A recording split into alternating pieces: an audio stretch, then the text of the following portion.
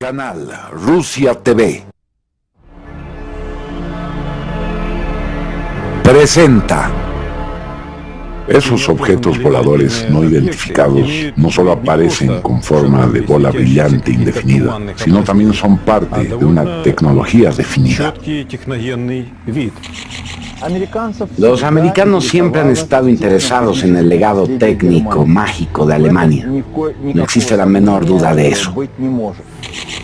De repente ocurrió lo imposible. La expedición, planificada los 6 meses anteriores, es rápidamente abortada después de 2 meses, dejando la costa antártica. Es una retirada definitiva.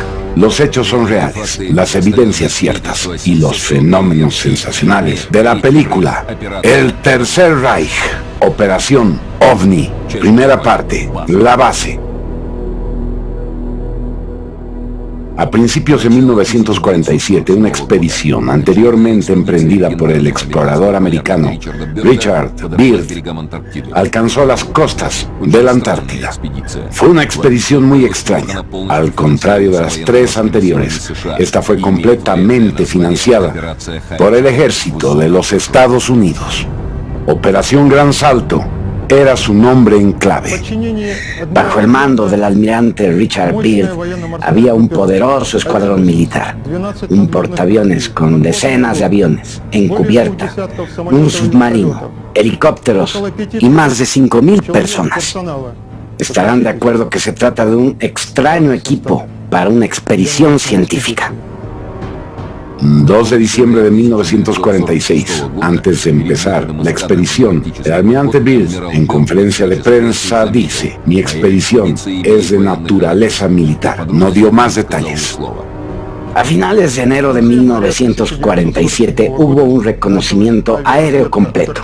Empezó a topografiarse la región antártica de Queen-Mouth Land. Todo salió como estaba previsto durante las primeras semanas.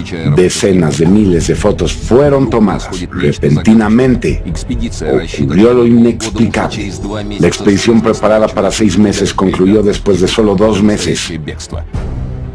Huyendo por la costa antártica, fue una huida realmente rápida. Perdieron un destructor, casi la mitad de sus aviones, decenas de marineros y oficiales. En la Comisión de Investigación del Congreso de Estados Unidos, el almirante Byrd dijo lo siguiente: en el transcurso de otra guerra, América puede ser atacada por un enemigo que tenga la habilidad de volar de polo a polo a increíble velocidad. ¿Qué hizo huir a los americanos? 18 meses antes, en 1945, cuando empezó la expedición del almirante Byrd, 2 submarinos germanos llegaron al puerto argentino de Mar del Plata, recibidos por las autoridades. Esos no eran submarinos ordinarios, eran de los llamados convoy del Führer. Se trataba de una flota de asalto secreto, en cumplimiento de una misión. Los detalles han permanecido en secreto hasta ahora. La tripulación del submarino era reacia a cooperar, romper el secreto. De todos modos, los americanos aprendieron ciertas cosas. El comandante del submarino, U-530, habló de su participación en una operación cuyo nombre secreto era Valkyria II. La guerra terminó 2 semanas antes. El U-530 dejó el muelle bordeando las costas de la Antártida. A bordo del submarino había pasajeros con sus caras cubiertas con vendas, además de reliquias del Tercer Reich. El comandante de otro submarino, el U-977, Heinz Schaffer, testificó después que él seguía la misma ruta. Se descubrió que los submarinos frecuentemente siguieron la ruta antártica. Pero, ¿por qué iban allí? Antártida. En 1820 fue descubierta por 2 exploradores rusos, Ferenc Schmerzen y Lazarev. Desde entonces, este misterioso continente, más grande que Europa, continuó atrayendo exploradores como un imán. En cualquier caso, sus escarpadas costas heladas, de 10 metros de altura, hicieron el continente inexpugnable por muchos años. Durante casi un siglo, la Antártida permaneció inexplorada. Solo las líneas de costa fueron marcadas en los mapas. Repentinamente, este distante y poco transitado continente helado despertó un extraño interés en los alemanes. Grandes fondos fueron destinados para el estudio antártico. Al final de los años 30 se organizaron 2 expediciones de investigación. Esto ocurrió justo antes de que la guerra diera comienzo. En enero de 1939, 2 aviones de despegue asistidos por catapulta, el Passat y el Boreas, despegaron de la cubierta del Schwabenland.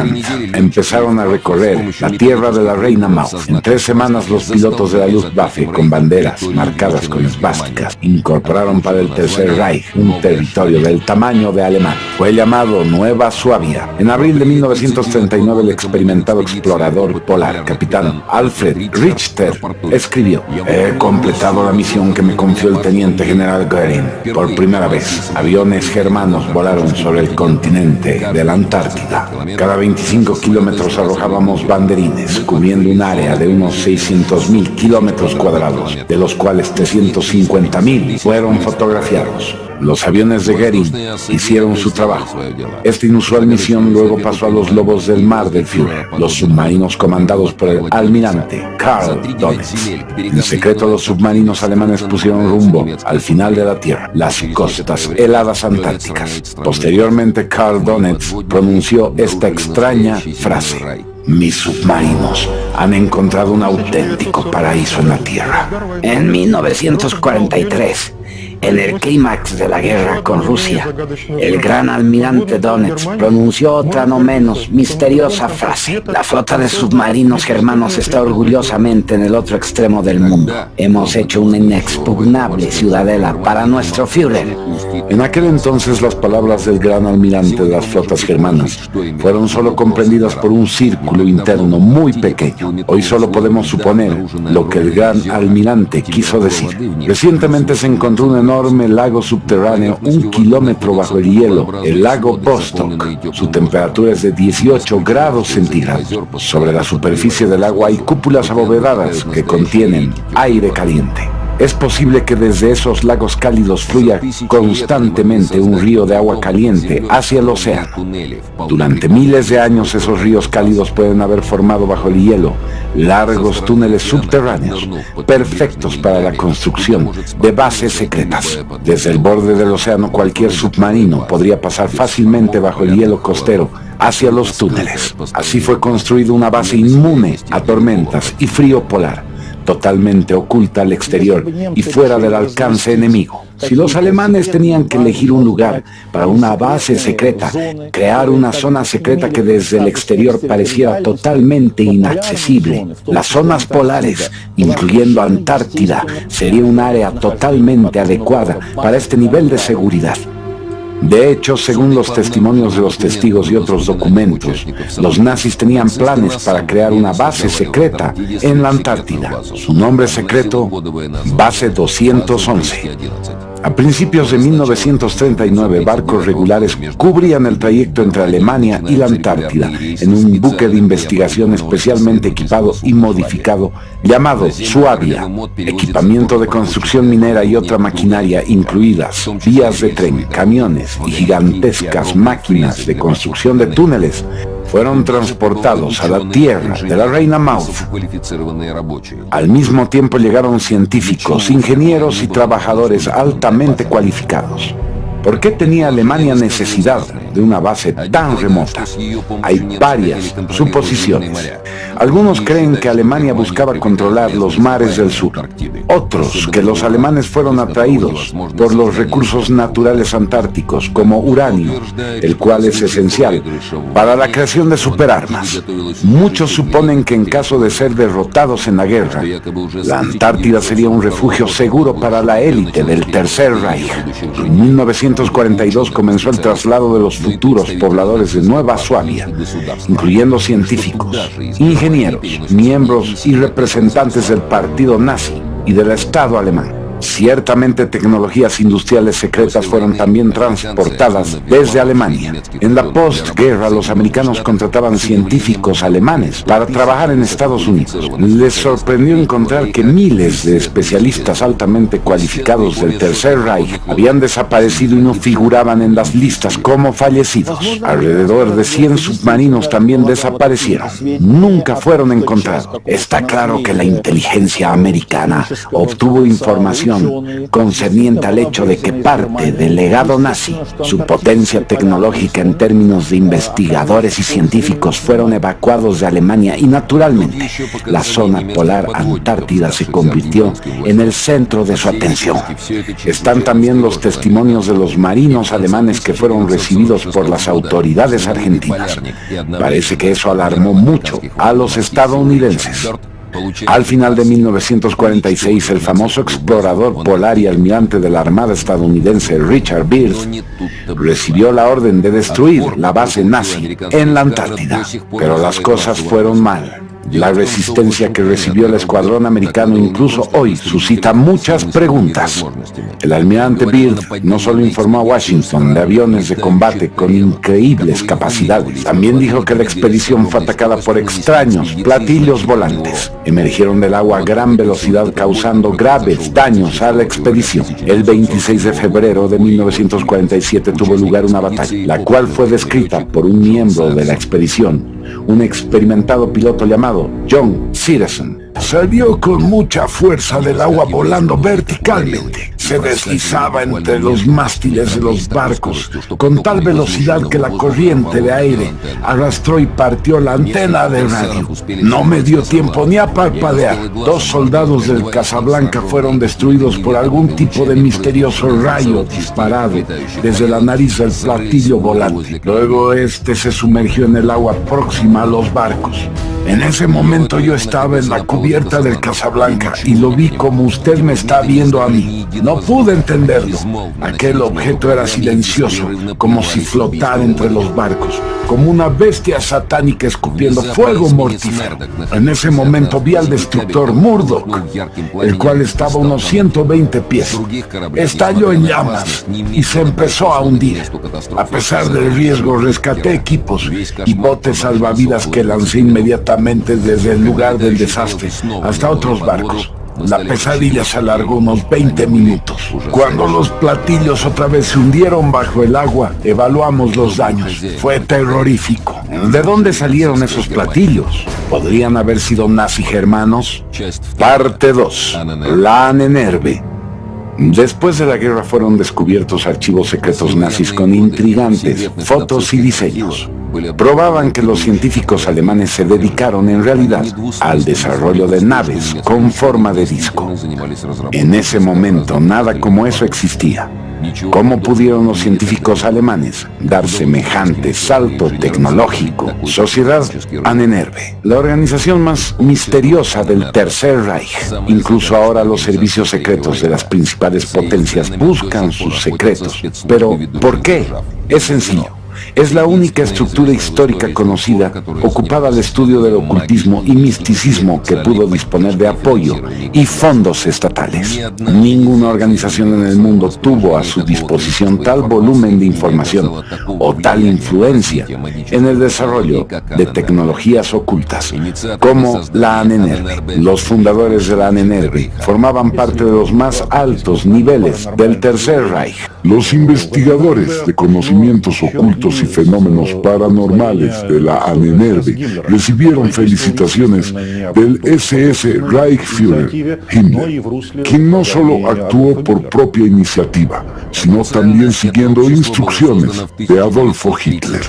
Oficialmente la sociedad fue fundada en 1935 y estuvo destinada a explorar las raíces históricas de la nación germana. Ahnenerbe, traducido, significa legado de los ancestros. No obstante, la extensión de los intereses de la sociedad era más amplia que el estudio de la historia de los antiguos germanos. Los líderes del Tercer Reich la entendían como la extensión de un ejército que no necesitaba ganar futuras batallas. Por lo tanto, ellos adoptaron el conocido concepto de la superioridad cualitativa. basados en que uno puede ganar una guerra con un número cuantitativamente reducido de fuerzas siempre que utilicen fuerzas de alta calidad. Para proveerse con una superioridad cualitativa, la Ahnenerbe contó con especialistas en lo oculto, no tradicionales, y conocimientos paranormales, con la finalidad de alcanzar un progreso en un área donde sus oponentes no podrían competir. La ideología nazi estaba basada en la teoría de que en el pasado fue una de las civilizaciones más poderosas de la Tierra, con acceso a los secretos del universo. En alguna parte, encriptado y diseminado, este elevado conocimiento fue preservado. Específicamente ellos estaban comprometidos con el despertar del superhombre en Alemania. Como descendientes que eran de los antiguos arios, estaban muy interesados en Atlántida. Sus científicos lo veían como el hogar nativo de la raza aria. Por lo tanto, Alemania era el legítimo heredero de los conocimientos tecnológicos atlantes. La leyenda dice que había barcos gigantes y naves voladoras conducidas con una fuerza desconocida. Buscar los conocimientos ocultos, entender la historia de la civilización. Ellos suponían que la cuna de la civilización era de origen germano y que todas las palabras tenían raíces alemanas. La búsqueda de la Ahnenerbe empezó justo antes del comienzo de la guerra. No hay dudas de que los miembros de la Ahnenerbe tenían un extraordinario mapa descubierto por los historiadores en 1929. El mapa fue hecho a comienzos del siglo XVI por el famoso almirante turco Piri Reis. El sorprendente hecho son los detalles que muestra el mapa, reflejando las costas antárticas reales. Eso fue 300 años antes del descubrimiento oficial del continente. En los apuntes del mapa, el almirante escribió que se basó en numerosas fuentes, algunas al menos 3000 años de antigüedad. Pero lo más misterioso era la línea de costa de Antártida, la cual es mostrada sin su capa de hielo. El mapa resulta increíble, incluso hoy. Esta es la opinión de un especialista de las Fuerzas Aéreas de Estados Unidos. La línea de costa representada en este mapa fue dibujada antes de que el hielo la cubriera. El espesor del hielo en esta zona está entre 1 y 1.5 kilómetros. No tenemos ni idea de cómo pudieron obtener estos datos en 1513. Los expertos internacionales examinaron en profundidad el mapa de Piri Reis, concluyendo que era más preciso que los mapas del siglo XX. Los análisis sismológicos confirmaron el hecho, el cual no ha sido conocido hasta recientemente, de que algunas montañas antes consideradas como un solo bloque son en realidad islas separadas, como figuran en el antiguo mapa.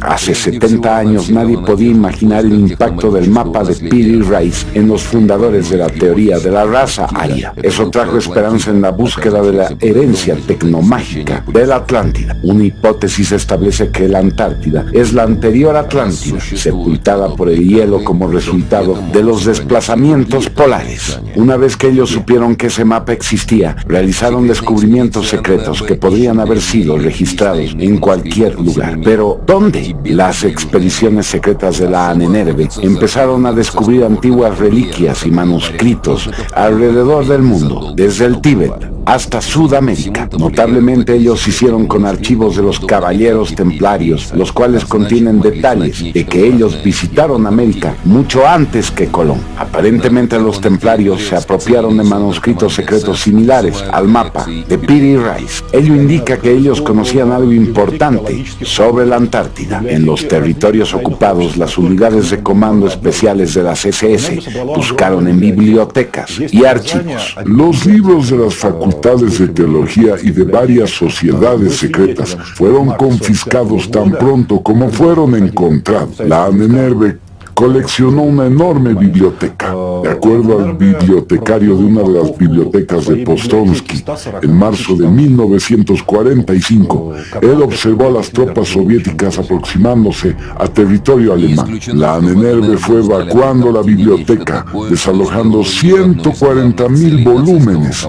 El catálogo de ejemplares tuvo que ser muy interesante. Es posible que la Ahnenerbe descubriera algo increíble sobre la Antártida. Ellos estudiaron este continente uno de los principales objetivos de los líderes nazis. En realidad las SS adquirieron después unos conocimientos muy detallados. La Copa del Grial, junto con la lanza sagrada, les abrieron el camino para dominar el mundo. Hitler pensó en estos legendarios objetos antes de la Primera Guerra Mundial. La lanza del destino estaba a salvo en el Museo de Viena. Hitler se hizo con la lanza en 1938, después de que Alemania se anexionara a Austria. Con el fin de dominar el mundo, él buscó el Santo Grial para complementar la legendaria lanza, símbolo del principio activo masculino y del conocimiento científico mundial, con la copa, símbolo del principio activo femenino y de sabiduría. Esta es una idea básica que preocupó a la élite del Tercer Reich: fusionar los últimos avances científicos con la antigua sabiduría, incluso careciendo de explicaciones racionales. Esto podría haber generado una atractiva y productiva idea. Para la investigación científica, la Ahnenerbe contrató un personal de élite, principalmente a los científicos más famosos, y cientos de trabajadores de más de 50 disciplinas universitarias. La Ahnenerbe se ocupó del estudio de matemáticas, astronomía, genética, medicina y el desarrollo secreto de armas no convencionales, además de métodos psicológicos y psicotrópicos de influencia de masas. Exploraron la ciencia oculta, prácticas religiosas y místicas, personas con habilidades paranormales. La Ahnenerbe estaba seriamente comprometida con esa investigación. La prueba de eso son las prácticas de la dirección de la Ahnenerbe, la cual incluía a Himmler. Antes de que la guerra empezara en 1939, los estudios se ocupaban de lo concerniente a las habilidades paranormales de los trabajadores de la Ahnenerbe. Los resultados eran grabados en ficheros personales. Cuando la guerra empezó, los oficiales que tenían esas habilidades paranormales, junto con los demás que mostraran capacidades psíquicas, eran introducidos en un departamento normal de la Ahnenerbe. Por desgracia, no hay registros de los trabajos realizados en ese departamento, o lo que es más importante, qué resultados obtenidos. Uno de los principales objetivos perseguidos por los expertos de la Ahnenerbe fue usar las habilidades paranormales para contactar con desconocidos seres o extranjeros, como ellos los llamaban. El objetivo era obtener de los altamente desarrollados extraterrestres y las antiguas civilizaciones terrestres conocimientos tecnológicos superiores. Y de hecho, ocurrió. Parte 3. Platillos voladores. Diciembre de 1919, los miembros de la sociedad secreta Thule, predecesores de la Ahnenerbe, se reunieron en las estribaciones de los Alpes, en una granja cercana a Berchtesgaden, donde Hitler tenía su residencia alpina. Entre lo más selecto estaban dos experimentados mediums, o contactados, como se dice hoy en día. Uno de ellos resguardado bajo el misterioso nombre de Sigrun. La otra medium es María Orschrik, de Zagreb. Ella entraba en estado de trance y contaba cosas extrañas de una civilización en la constelación de Tauro. Recibía increíble información técnica. Ese conocimiento no fue rechazado por nadie, al contrario, les resultó enormemente interesante. Estaba relacionado con la construcción de un vehículo volador inusual, el cual podría alterar el flujo del tiempo a su alrededor. Un paso hacia el sueño de la sociedad secreta, una máquina para introducirse en las entrañas de la historia, obteniendo el conocimiento de antiguas y elevadas civilizaciones. Aquí pueden ver un diseño de un avión con la firma del famoso científico e inventor alemán, Victor Schauberger. Este conocimiento canalizado pasó a los científicos para traducirlo a técnicas claras para los ingenieros. Para 1922 el primer modelo había sido construido. El artefacto tenía 3 discos paralelos. Cuando entraban en movimiento, los discos superior e inferior rotaban en direcciones opuestas, creando un campo magnético muy fuerte con efecto antigravitatorio. Si podemos confiar en las evidencias, este diseño no solo flotaba en el aire, sino que deformaba alrededor de él la estructura del tiempo. Se cree que este fue el prototipo de la futura tecnología mágica de los platillos voladores no basados en principios clásicos de vuelo. Estos superdiscos fueron desarrollados por una unidad especial tecnológica de las SS, conectada con la Ahnenerbe. Dos importantes ideas ocuparon las mentes de los jefes veteranos de la Alemania nazi.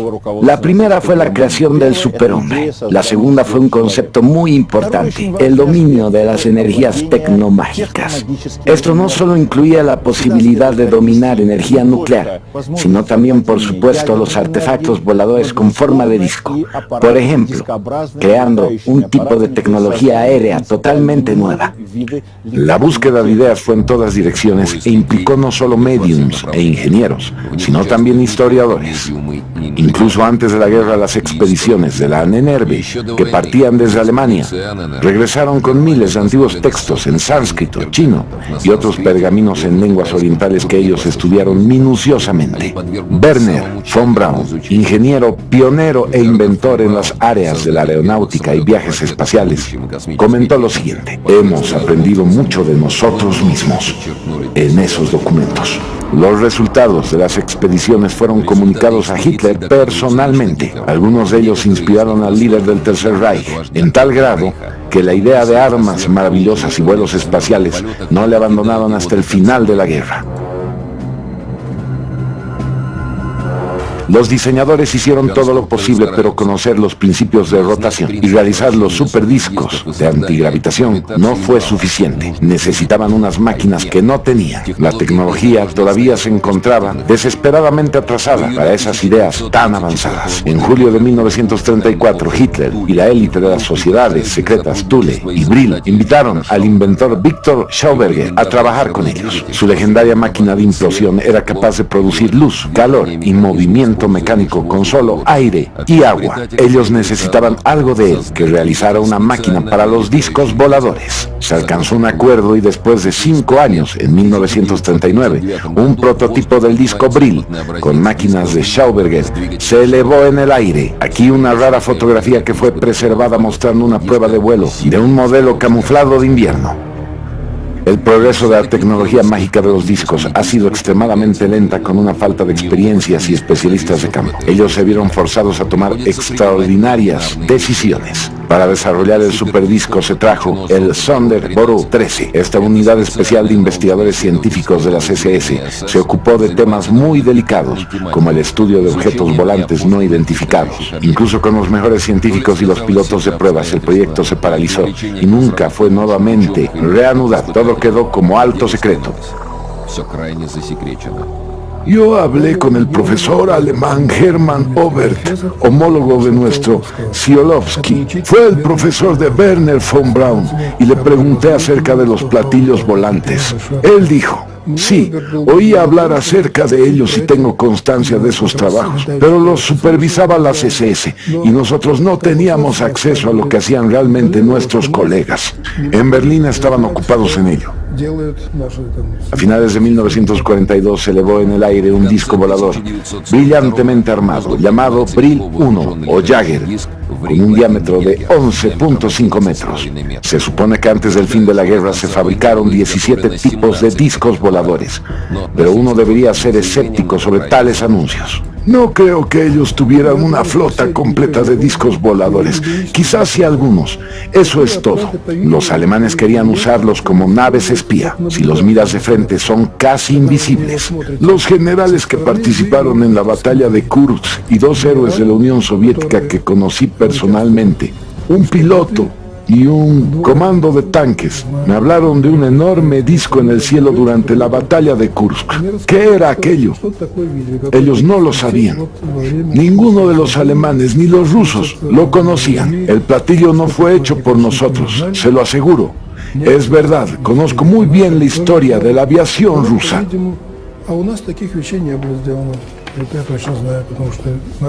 A partir de los dibujos y fotos de este disco, el platillo fue identificado como el Hanebu. Los datos del disco parecen ciencia ficción. De acuerdo con las descripciones, ellos usaron una fuente de energía alternativa, la llamada conversor de Hans Kohler, la cual no requiere combustible fósil. Incluso fue proyectado un Hanebu 3 para volar en el espacio. ¿Difícil de creer? ¿quién puede saberlo? Esta es la foto trofeo. El extraño traje del piloto sugiere que los vuelos fueron programados para tener lugar, si no en el espacio, sí al menos en la estratosfera. En los archivos incautados se descubrió otro misterioso documento. Se trata del proyecto original para una enorme nave de 139 metros, con forma de cigarro, llamado Andrómeda, con hangares para 5 discos voladores del tipo Hanebu 2 y Brill. ¿El propósito de esta nave? Algunos piensan que estaba diseñada para vuelos espaciales de larga duración. Hay otra sencilla explicación. Ese era un proyecto para un contenedor subterráneo de agua, el cual podría ser usado para transportar mercancía, equipamiento, tecnología para las bases secretas del Tercer Reich, incluyendo la Antártida. Según la inteligencia americana, al final de la guerra los alemanes tenían 9 proyectos de investigación, desarrollo y pruebas de discos voladores. Las investigaciones revelaron que 8 de estas fábricas preparadas con científicos y figuras claves fueron exitosamente evacuadas desde Alemania. La 9ª fue destruida. El coronel de la Fuerza Aérea, Lieutenant Wendell Stevens, recuerda: nosotros teníamos información clasificada de que algunos de esos centros de investigación fueron transportados a un lugar llamado Nueva Suabia. Al menos un disco de esa investigación fue transportado a ese lugar. Otros fueron al Amazonas y un tercero a la costa norte de Noruega. Ellos fueron evacuados a instalaciones subterráneas secretas.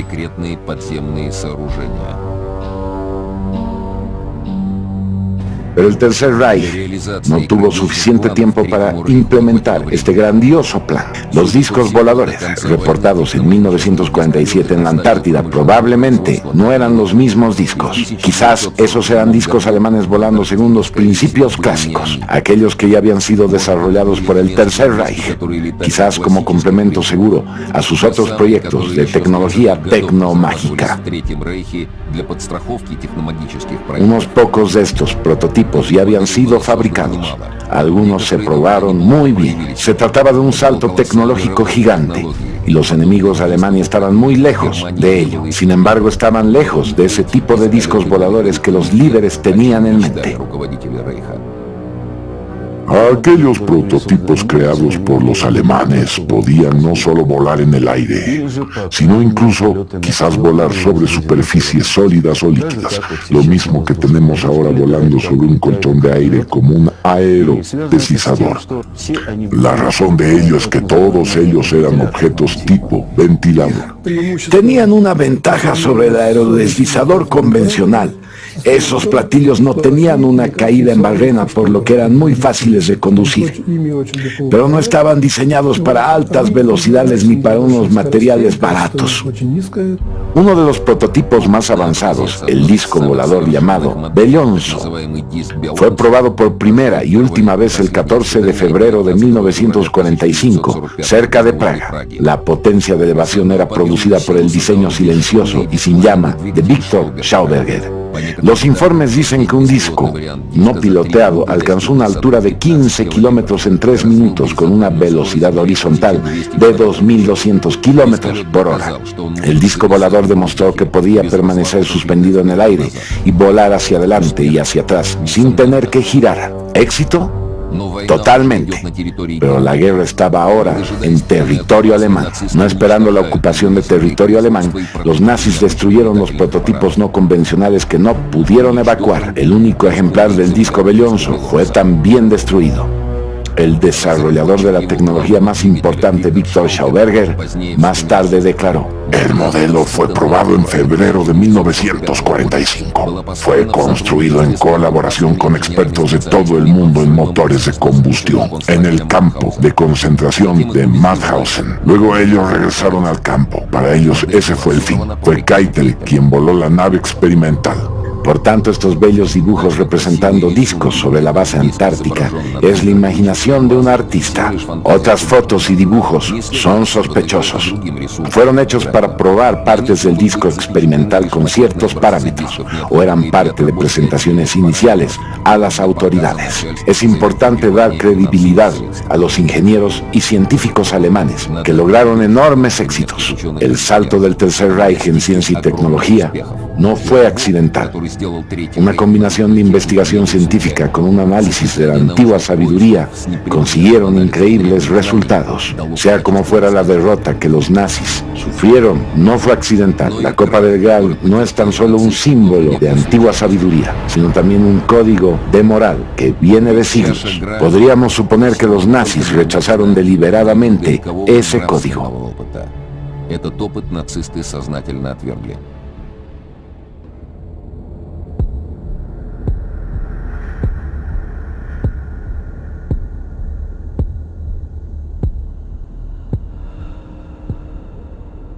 Muchos rumores y leyendas se refieren a los discos voladores del Tercer Reich. Además de esas historias, hay algunos relatos de discos alemanes volando sobre las aguas de la Antártida en 1947. Considerando los platillos que salían del agua, reportados en las décadas de los 40 y actualmente, los avistamientos registrados de objetos voladores no identificados emergiendo de mares, océanos, lagos, etc., estoy seguro que en 1947 los alemanes no podrían tener semejante tecnología, ni cualquier otro país del mundo. Pero si los alemanes no atacaron la expedición norteamericana de 1947, ¿quién lo hizo? Parte 4. El portal antártico. Emergiendo del agua, platillos brillantes, esferas, objetos con forma de cigarro, en el polo o en los alrededores, no son cosas inusuales. Los países nórdicos, América Central y del Sur, Australia, Sudáfrica, por todas partes son observados objetos voladores no identificados. Informes de ellos son regularmente recibidos por el Servicio de Inteligencia Naval de la Unión Soviética. Como comandante de la inteligencia de la Marina, recibía con regularidad informes sobre tales objetos divisados por testigos. Sería erróneo pensar que los ovnis eran tan solo observados en el norte. Fueron también vistos a lo largo del Atlántico, incluso en el sur, cerca de la Antártida. Un caso en particular con el que estoy familiarizado ocurrió cuando estaban explorando la zona de las islas de Georgia del Sur. Surgieron debajo de las aguas unos pescadores, vieron un objeto, tomaron unas imágenes como esta mostrada aquí en estos fotogramas. A pesar del fuerte viento, el objeto permaneció parado durante un largo tiempo. Claramente, no se trata de una nube ni de un globo. Sobre las islas de Georgia del Sur pueden verse objetos muy extraños. Aquí tenemos la prueba de un caso. Este disco enorme sobre la isla y que fue visible durante mucho tiempo a plena luz del día, justo antes y después de la puesta del sol, durante 1 hora y media o 2 horas. Este objeto tenía una forma circular simétrica y dentro tenía un triángulo isósceles visible. Por la noche este triángulo no solo brilló, sino que unas luces fueron observadas en 2 esquinas del triángulo, como si el objeto tuviera alguna máquina funcionando. En cualquier caso, el objeto permaneció en el mismo lugar todo el tiempo. Este objeto fue observado en 1979. 3 años antes, en 1976, investigadores japoneses, usando equipos de última tecnología, detectaron 19 objetos redondos, los cuales descendían del espacio y se zambulleron en la Antártida, desapareciendo de las pantallas de radar. ¿Quiénes eran y hacia dónde iban? Ahora tenemos las respuestas a tales preguntas. Al final de los años 80, se produjo un revuelo científico por el astrofísico americano Kip Thorne y su compañero de investigación. Habían fundamentado la posibilidad de un viaje en el espacio y en el tiempo de movimiento cercano e instantáneo.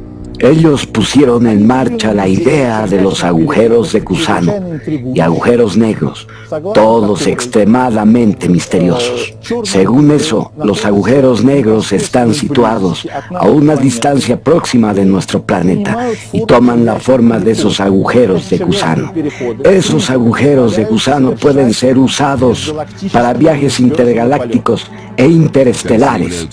Otros científicos sugieren que su trabajo, el de Kip Thorne tiene significativas aplicaciones prácticas, concretamente en la construcción de máquinas de viaje temporal, asegurando viajes intergalácticos. Kip Thorne llegó a la conclusión de que el que está cercano a la Tierra es una entrada a un agujero de gusano que conduce a la estrella Vega. Al mismo tiempo, sin lugar a dudas, los americanos ya conocían bien la forma en la cual tenían lugar las apariciones y desapariciones de los ovnis en la atmósfera de nuestro planeta. En 1992 comenzó en Alaska la construcción de una poderosa y compleja antena radioeléctrica llamada HAARP. Oficialmente era para estudiar la ionosfera y el desarrollo del sistema de defensa de misiles. Clandestinamente era para el desarrollo de nuevos tipos de armas geofísicas, psicotrónicas y climatológicas. Básicamente es un canon de rayos masivos, una especie de microondas global, pero hay más cosas. Hoy podemos estar seguros que el principal objetivo de esta instalación es la entrada al agujero de gusano. Esto implica que los americanos llegaron a la conclusión de que en esa región polar está localizada la entrada a dicho agujero. Las ondas de la estación de radio permiten determinar la configuración del agujero de gusano, luego trazar el retorno y encontrar dónde están la entrada y la salida. En 1998 el complejo de Alaska fue activado. Un transmisor idéntico fue construido en Noruega. En medio hay un tercero, más potente, en Groenlandia. A principios de los 90, los avances tecnológicos hicieron posible enfocar solo a un lugar, al portal de Alaska, observando el movimiento de ovnis en nuestro planeta. No hace falta instalar instalaciones de rastreo a lo largo de todo el territorio de Estados Unidos u otros territorios.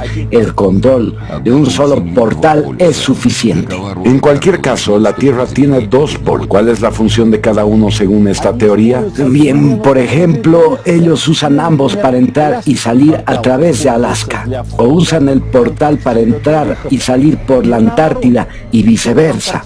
A través de la Antártida los ovnis emergen dentro de la atmósfera de nuestro planeta, y a través de Alaska, el portal norte, ellos abandonan el planeta. Los efectos de la teoría del túnel no contradicen el hecho de que el polo norte de nuestro planeta sea la entrada y el polo sur de la Tierra la salida, que conecta nuestro planeta con otros planetas y estrellas a un nivel de energía e información. Es posible que las propiedades de nuestros polos sean utilizadas por objetos volantes no identificados para comunicar con otras partes del universo. En cualquier caso, esto debería ser estudiado en serio. Por todo esto, nos sorprende recordar el hecho bien conocido de que la mayor parte del personal de las estaciones americanas en Antártida pertenezcan a la Agencia de Seguridad Nacional de Estados Unidos. Militares, técnicos, inteligencia electrónica y empleados de la Agencia Central de Inteligencia, la CIA. Esas categorías representan el personal de investigación más importante de las estaciones americanas antárticas. Quizás los científicos del Tercer Reich también captaron que el Ártico y la Antártida no eran solo los polos de la Tierra. Quizás tampoco sea una coincidencia en la Alemania nazi la teoría de la Tierra hueca, en la que los polos son puertas a las estrellas. Fuera tan popular, quizás del núcleo de esta idea estrafalaria surgió una vaga comprensión, algo relacionado con los recientemente descubiertos agujeros de gusano. Atendiendo a la posibilidad de viajar en el tiempo y el espacio, esto puede ser por lo que la Antártida trajo a los alemanes a sus costas. El sexto continente continúa escondiendo sus secretos. Surgen nuevas preguntas y a lo largo de los años esta lista no ha disminuido. ¿Qué fue de las investigaciones que construyeron platillos volantes? ¿Las dejaron después de la guerra o continuaron en lugares secretos alrededor del globo? Es acertado intentado atribuir todos los avistamientos de ovnis a los avanzados proyectos secretos? Los ovnis son observados hace mucho tiempo, incluso durante el tiempo de Alejandro de Macedonia. ¿Qué tipo de objetos surgían de las aguas para atacar la expedición del almirante Byrd? ¿Con qué grandes seres desconocidos los alemanes se esforzaron apasionadamente en cooperar? ¿De qué se trata? ¿Mito? ¿O seres reales que por miles de años han conducido sus invisibles actividades en nuestro planeta Tierra?